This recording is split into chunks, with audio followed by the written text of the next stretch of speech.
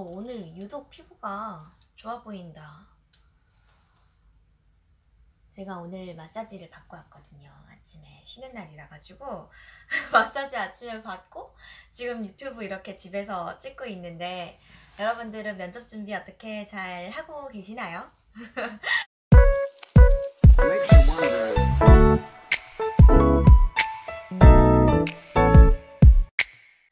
안녕하세요. 정은비 강사입니다. 반갑습니다. 제가 되게 오랜만에 영상을 찍는 것 같은데, 영상을 찍어놓은 건 되게 많은데 편집하는데 시간이 너무 오래 걸리더라고요.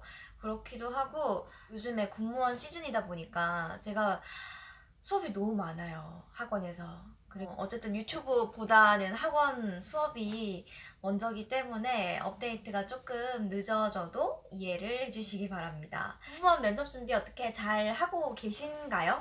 잘 하고 계시겠죠? 자기소개도 써보고 제출했던 자소서 내용도 다시 한번 살펴보시고 그동안 나왔던 기출문제도 좀 살펴보셨을 거고. 자, 근데 그것뿐만이 아니라 요즘에 뉴스에서 보도되고 있는 것들, 그리고 공무원 준비를 하고 있는 예비 공무원 분들이시라면은 꼭 알고 가셔야 하는 어떤 기본적인 시사 문제들이 있잖아요. 그래서 여러분들이 그걸 혼자 공부하기는 조금 힘드니까 이 영상을 통해서 같이 공부해보면 좋을 것 같습니다. 자, 그러면 여러분들이 좀 잘 알만한 좀 쉬운 주제부터 시작을 해보도록 하겠습니다.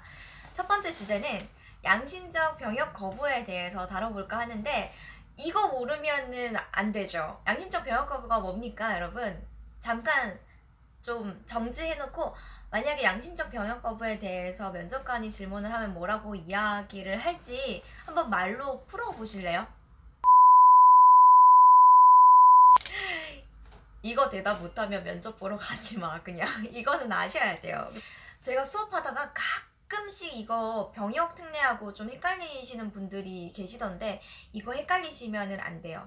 자, 양심적 병역 거부란 개인적인 신념이나 신앙 때문에 병역이라든지 집총을 거부하는 행위를 양심적 병역 거부라고 합니다. 자, 그럼 이게 왜 지금 이슈가 되고 있냐? 병무청이 올해 상반기부터는 양심적 병역 거부자들에 대한 대체 복무 신청을 받기로 했습니다.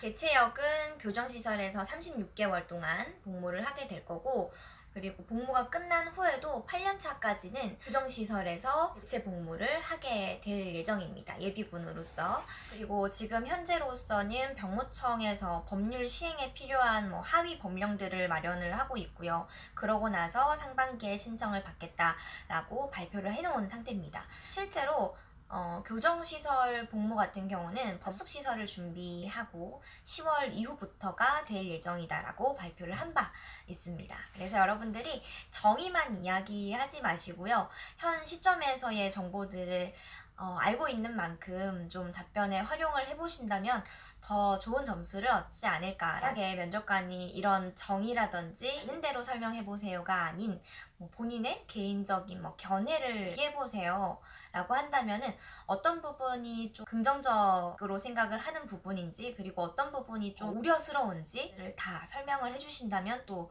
좋은 결과가 있지 않을까 싶습니다. 자, 양심적 병역 거부는 솔직히 너무 쉬운 주제라서 너무 시시했죠. 지금부터는 조금 다른 주제를 해볼 거고, 제가 이번 주제로는 퀴즈도 낼 거니까 끝까지 시청을 해주세요. 좀 재밌게 시사 문제를 풀어보면 좋을 것 같아요. 여러분들이 뉴스에서도 많이 들어봤을 것 같은데, 지소미아에 대해서 다뤄볼까 합니다. 지소미아 같은 경우는 여러분들이 잘 아시겠지만 군사정보보호협정의 줄임말이라고 보시면 될 것 같아요. 군사 동맹국끼리 비밀 군사 정보를 교류할 수 있게끔 만든 협정이라고. 근데 이제 한일 지소미아 같은 경우는 지난번에 일본에서 수출 규제가 있었잖아요. 그래서 그것 때문에 우리는 지소미아를 연장할 수 없다라고 얘기를 했었는데, 미국의 중재와 여러 가지의 이유로 인해서 조건부 연장을 하겠다라고 발표한 바가 있습니다. 그래서 그러면 여러분들이 지소미아에 대해서 얼마나 잘 알고 있는지 테스트를 하기 위해서 제가 객관식 문제를 냈어요. 제가 수업 시간에 정책시사 수업을 하고 나면은 이 수업을 잘 들었는지 확인하기 위해서 제가 쪽지 시험을 치거든요. 그 문제 중에 하나입니다. 이거 어디서 보지? 요거를 좀 보여드릴게요. 자, 퀴즈 나갑니다. 여러분 잘 들으세요. 다음 중 한일 지소미아에 대한 설명으로 옳지 않은 것은? 자, 5가지 보기가 있으니까 하나 선택해 주시면 됩니다. 자, 1번 박근혜 정부 당시에 체결이 됐다. 자, 2번 유효기간은 1년이며 종료 통보가 없을 시에는 1년 연장된다. 3번 문재인 정부는 한일 지소미아 연장을 종료했다. 4번 협정 국가 간의 군사 기밀을 교류할 수 있도록 맺은 것이다. 자, 마지막 5번인 군사정보보호협정의 줄임말이다.